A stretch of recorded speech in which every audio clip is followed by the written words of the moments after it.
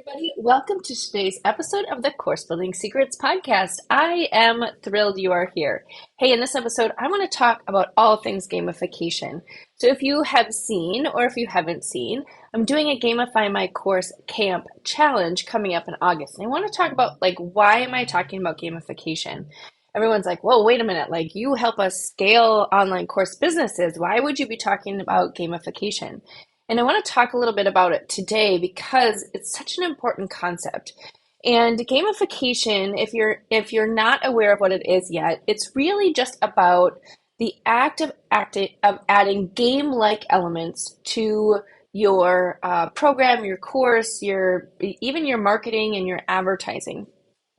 And so when somebody's talking about gamification, that's what they're talking about is really how do you help add some additional attention to the experience that you're creating for your prospects, for your customers, so they actually take the action you want them to take. So that's all the whole purpose of doing gamification is to really look at how do you reward, recognize, and just really pay attention to where somebody is in your experience and how do you get them to take action or take the next step to where you want them to go. It's a very strategic process. It's not about kitschy little things. It's not just about badges and game tokens and leaderboards and whatnot, right? Those are some of the mechanics of gamification, but it's actually a very strategic process. And so I want to get into that a little bit today. And I'm going to start our conversation today with just an analogy. So often, one of the biggest challenges that people have when they are either getting in the game of online programs, selling digital products, or they're kind of trying to grow and scale what they're doing is this concept of how do you get people to do the thing you want them to do, right? And if you're not there yet, and if you don't know what I'm talking about, you will at some point. So there's kind of two different camps, right? There's the people that they're not exactly sure how to do that, so they just pour as much time and attention into all of their people as possible, which ultimately at the end of the day is not scalable and leads to burnout, right? Because you're trying to do all of the things for all of the people and you don't actually have a methodology or a way to go through and create an experience for them. And the second type is you kind of know that you want to create an experience, but you're not exactly sure how to automate it, right? How to scale it and make it into something that you can consistently apply across all of your customers without reinventing the wheel every single time. So again, I want to just address that today. So one of the things that I always think is super interesting when people are trying to create an experience is remembering that you're creating an experience for a person. So, so if you think about if you're creating a live event, right? So you are planning a live training, a live workshop, a retreat, a conference, whatever it is that you're planning, and you plan that in person where you want people to actually be in the room with you.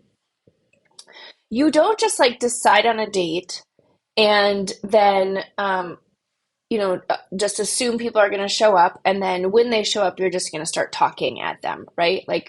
That's not how it works. You would never do that because you have people, real live people just staring at you going, what are you doing? There's no plan, there's no strategy, there's no agenda, there's no, they're not, people are concerned with how to find the bathrooms and when they're supposed to come and when they're supposed to leave and what the, when the breaks are and how they're going to eat and all of those basic needs that people have, right? So when you show up with them in person and you've sort of promised them this is what's going to happen for the money that you've just given me to do a conference, a retreat, a training, a workshop, whatever it is.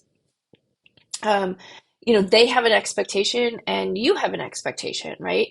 And one of the biggest things that happens is that when people are doing online courses, programs, events, workshops, whatever you want to focus on, is that they sort of forget that, right? They forget that there's a human on the other side of that experience that they've created. And so either they show up and just blast information at someone, which that's not going to be effective to them and their experience. Or they, show up and they've just given them a ton of information, like in videos or whatever else, and that's the whole experience. And again, you wouldn't do that, right? Like, imagine if you had a 3-day workshop, for example, and you're like, great, thanks for coming.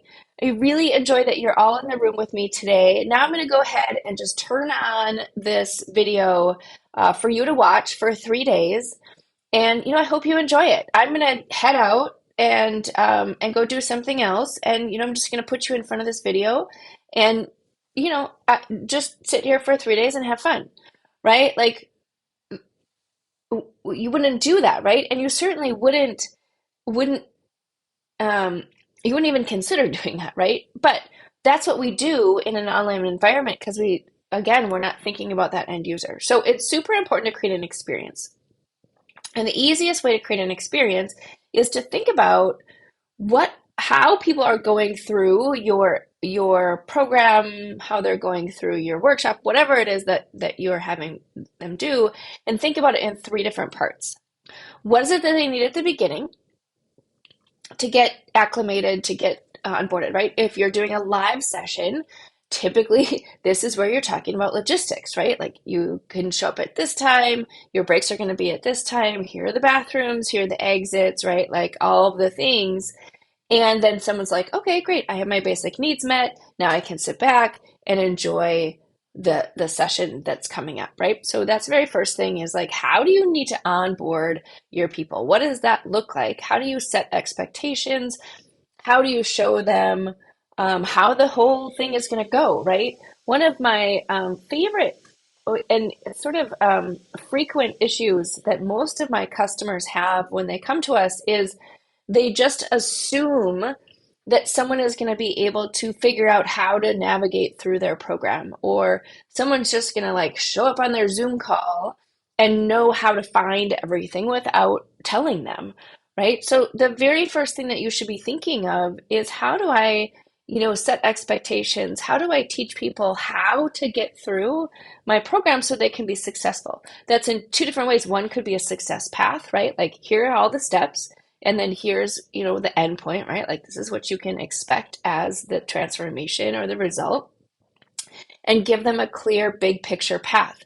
Adults like to have the big picture, and so you could give them that path. The second is like, how do they get through your program, right? When do they log in? How do they log in? Where do they go? What do they do? Are they supposed to go here? Do they go here? When do they go? Like, how does that all work? And don't make the assumption that they're going to know. And I'm going to tell you this right now, is if you have someone else building these things for you, it is your responsibility to know what the customer experience is and be able to help them through that, your customers through that, when they first begin. So don't just assume that because you don't understand the system, that your customers are going to understand the system, right? Like, come on now. So that's the very first piece, is that number one is, what's the onboarding experience that you want to create? Everyone wants to be part of an experience. Everyone wants to feel welcome. Everyone wants to feel like this is a situation, an experience, a program, an interaction, whatever you want to call it, that is personalized for them. So what does that look like? There are lots of different ways to do that. When we get into camp, we're really going to dial in, like, how do you create these different pieces for an onboarding experience? What does that look like? Both from kind of a basic standpoint and from a more advanced standpoint. So we'll get into all of that in the first component, which is how do you onboard someone? How do you take them from being a prospect to a customer to a raving fan? What does that look like, and what's that experience? Again, if you think about, a live event, most of the time you're going to be standing at the door welcoming people in, or someone is going to be standing at the door welcoming people in. There's a very specific strategic intent to welcoming people into your world, whatever that looks like. The goal as you're scaling is to automate that as much as possible, but still make it feel like it's a personalized experience. Again, we're going to talk about that in Gamify. Okay, so then the second thing is At the end, right? So someone finishes your program, they've gotten the results. What's their experience? Are you celebrating? Are you personalizing the celebration based on the results that they've gotten? Are you asking them to participate in some sort of um, ending point, right? Or are you asking them to take the next step? Are you recognizing where they are and how much progress, how much they've actually accomplished in your program? This is the point in time where you take somebody from being a customer and move them into a raving fan. Do you give them more responsibility or some type of sort of result at the end, right? So if they've gotten the results, they have kind of gone through your program, they've been successful, do you help them become ambassadors to help all your new students? Do you help them find a job or find whatever it is the outcome was, right? Like, what is the end game that you're able to then help move them to? Sometimes it's helping them now tackle the next challenge that they have, which is kind of ascending them to your next offer. But maybe you want to ask them to bring additional people in. Maybe they get to join a special group. Maybe there's something that's happening, right? But being very intentional about what happens at the end of your program is just as important as being intentional about what happens at the beginning, right? Think about like if you're going to that live workshop and then someone's like, okay, we're done. Great to see you. All right, bye-bye. You're kind of like, oh, okay, bye, right? Like there's no there's no next step. Like we've just spent a lot of time together. We've developed a relationship. What is the next step? What's going to happen when I get home from this live event? And how are you going to continue to nurture me? How are you going to continue to build a relationship with me? How are you going to continue to keep me in your world? Again, people want to feel special. They want to feel recognized and they want to feel like they are a part of something bigger. And so gamification is a great way to do that in a lot of different ways. And again, that second bucket, which is like, what happens at the end? And it's not just about selling them, right? Like, it's not selling them into the next thing. It should be just a natural progression where they're like, great, like, let's keep going, right?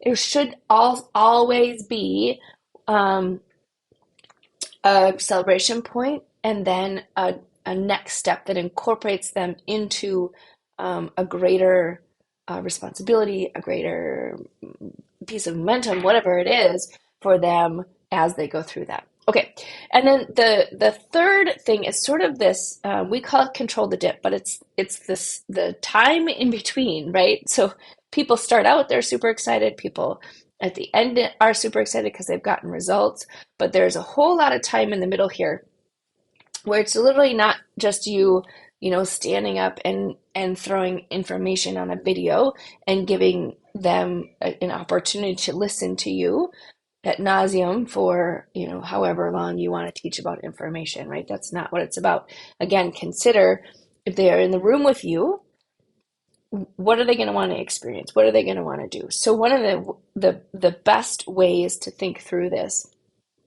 and at this point, like, I really encourage you as I am going through this, like, jot down some notes because this is the gold, right? And again, we're going to dive into specific examples, and I've got some models for you within the camp that we're going to really go through. But here's the deal: is that when you are thinking about what to teach or how to fill, like, just like imagine it's a live event. What you're doing is you're looking at kind of where they're coming in and what they want to get out of it at the end, right? What's the transformation that you're promising? And then you're going to put together the step-by-step path. What is the strategic path that will help them get to where they want to go? One of the most impactful and easiest ways to deal with this is to look at the steps, right? So usually it's about 7 to 9 steps. People can't handle more than that. You could do it in levels, right? So you may have 3 levels and 3 steps at each level, that kind of thing. So that's a whole nother can of worms that we talk about when we talk about building your proprietary methodology in Learn Academy. But basically, you're putting together steps. within each of those steps, there's a milestone, right? And so with gamification, you want to recognize the milestone that they're taking. Now, the milestone is not just like, hey, did they watch my 20-minute video? Mm-mm. Their milestone is, did they take the action that you wanted them to take as a result of that step? Very small nuance, but it's very, very different, right? And so if you give somebody a badge for finishing a video, essentially what you're doing is it's like that participation award for all the kids, right? Like you don't actually have to do anything, you just have to participate, and then we're going to give you a trophy. Worthless, right? Like there's no actual achievement in there. There's no accountability for taking action. And learning isn't a passive activity, right? Learning is active. So in order for something to change, you have to actually do something to make the change happen.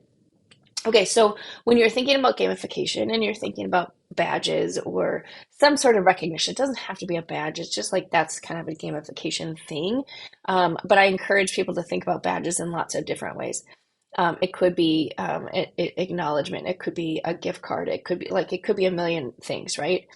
But basically, what you're doing is you are recognizing them for taking the action you want them to take. And so again, in that step, what do you want them to do? Right? If you are asking them to um, create a Facebook ad, then you recognize that they've taken the step of making an ad. It's not just thinking about the ad. It's not just listening to the video. It's actually, have they created the ad and pressed on, and now the ad is running. That is a recognition of performance that is a result of the step that you're asking them to do. So that's a very, kind of the middle part, right? Is where are those significant recognition points that you want to make sure that you call out. The other kind of ninja trick is where are they gonna get stuck, right? Where does it get really hard, or they have to get out of their comfort zone, or there's something that's going to be difficult, right? There's usually about maybe 3 or 4 places within your program, within your steps, that people struggle with more than other things, right? Like maybe turning on an ad isn't a big deal, but um, maybe having the ad convert, maybe getting a sale, maybe, like there's like things that are a little bit more difficult. Those are the places within this kind of control the dip area that we call out and really make a significant effort to recognize. And all of this can be automated based on where people are going to get stuck, right? And so when you look at gamification, and this is why gamification is super super powerful, is that so if you think about your program, you have your program is like this, right? So you have a curriculum, you have kind of the step by step of how you're helping somebody get from point A to point B. And then there's this layer on top, which is the experience layer. And the experience layer is when things actually will happen, right? Because left to their own devices, a lot of people won't actually finish the courses, right? So it's 97% of people don't finish a program. And they don't finish it because they don't want to. They don't finish it because either their attention is somewhere else, or they've run into a roadblock and they don't have anyone to help them, right? And so anticipating those roadblocks and putting gamification around it that helps to motivate and recognize people for taking action is the kind of the secret sauce that differentiates courses or programs that are successful and those that are not. And it doesn't have to be super complicated. It doesn't have to be a lot of tech. But again, if you think about, you take it all back to where I started, which is if you have people who show up in a room and you are helping them for, let's just say it's a 3-day workshop, and you stand up there and you just like make stuff up because you don't exactly know what you're going to teach yet, and you just start talking and you're giving them information and you're blasting them for 3 days, they're not actually probably going to walk out of there happy, right? They're not going to get a result. They're going to be overwhelmed. They're not going to know because there's no organization. There's no kind of like path that they should be following, and they're going to get frustrated. So there's either going to be a ton of questions, people are not going to know what to do, or they're going to ask for their money back, right? Because they're not going to stay. People are going to look at you like, what are you doing? Like, you don't have there's no agenda, there's no plan. You're just like, you want me to come to this, and then I show up and there's nothing there, right? And so often this is the problem with our programs is that we're not thinking about the fact that like we actually should be thinking about standing in front of people and helping them get results. So how do you get results in a workshop? If people are live, you're able to see their questions, you're able to help them work through activities like in a workbook, or you've kind of put them in groups, or you've done different things, right? So they're actually taking action in a live workshop. So how do you manufacture that in an online environment? It is exactly the same thinking, is exactly the same approach. And so the question becomes, what do you need to put in place strategically to make that happen? And typically it's some super simple kind of changes that will make the most significant impact to how you help people, how happy they are, and then how they become customers for life, right? Because it doesn't take a lot, but it takes some strategic thinking, and it takes a little bit of magic from gamification to be able to orchestrate an experience online that helps people succeed. So hopefully this serves you today. I really encourage you to show up to Gamify My Course Camp. Again, it's coming August 7th through the 11th. There should be a link kind of below somewhere, but I really encourage you to come. Even if you have a program that's working really well, you may get some tips and tricks. If you don't have a program yet, you also would benefit from this, because we're going to start thinking about how do you put together a program, right? Like, one of the things that that always strikes me as fascinating is when people start. Either they start with a tool that somebody has told them to buy, and then they have a blank screen and they just have this need to fill it with stuff, or they've heard somebody say, "Oh, you just grab your phone and start recording based on your experience." And the problem with those two approaches is that they're not actually going to lead to a sustainable business. You may get some sales, right? You could be really good at selling, but if people come into your program and they see that, they're not going to stay. And so you need to have both pieces. And so we're going to explore that at camp. So I'm super excited to just invite you to join us. We're going to have a scavenger hunt. We're going to talk about those obstacle courses that will come up. We're going to talk about all sorts of other things. How do you hit the bullseye? How do you know you can guarantee results for each one of your students? All of those different things we're going to explore during our free Gamify My Course Camp challenge. So hopefully this helps you get like, what is gamification? Why is it important? And then like, what are the little kind of drivers and like little nuanced ninja tricks that really will help you take your program, your business from one level to another. So there you go. Hope you have a great rest of your day.